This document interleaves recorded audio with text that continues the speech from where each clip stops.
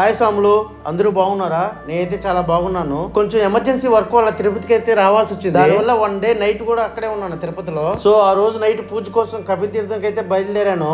ఆ కపిల్ తీర్థం స్టార్టింగ్ లో అయితే ఫుల్ గా రష్ అయితే ఉంది. స్వాములు చాలా మంది స్వాములు అయితే పొద్దుపోయింది కదా, చాలా మంది వచ్చి అయితే స్నానం చేసి పూజ చేసుకుని వెళ్తూ ఉన్నారు. మేమైతే కపిల్ తీర్థం లోపలికి వెళ్ళి బైక్ అయితే పార్కింగ్ చేసి నేను మా అన్న కొడుకు అయితే బయలుదేరాము స్నానానికి. నాకైతే ఇదే ఫస్ట్ టైం పూజ కోసం రావడం. అయ్యప్ప స్వామి మాల వేసిన తర్వాత ఇక్కడైతే అభయస్థ ఆంజనేయ స్వామి టెంపుల్ అయితే ఉంటుంది. అక్కడ వెళ్ళి స్నానం చేసి బొట్టులు అవి పెట్టుకుని టెంపుల్ లోకి అయితే వెళ్ళిపోయాను శరణాలు చెప్పుకోవడానికి. శరణాలు చెప్పుకుని దేవుని అయితే దర్శించుకున్నాను. అలానే బ్యాక్ సైడ్ కపిల్ తీర్థంలో వాటర్ ఫాల్ చాలా బాగొస్తుందంటే అక్కడికి వెళ్ళి చూసుకుని బ్యాక్ అయితే స్టార్ట్ అయిపోయాను.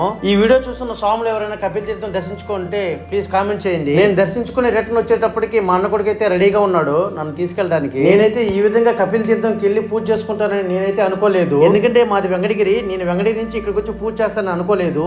ఓకే స్వాములు, ఉంటాను. స్వామియే శరణమయ్యప్ప.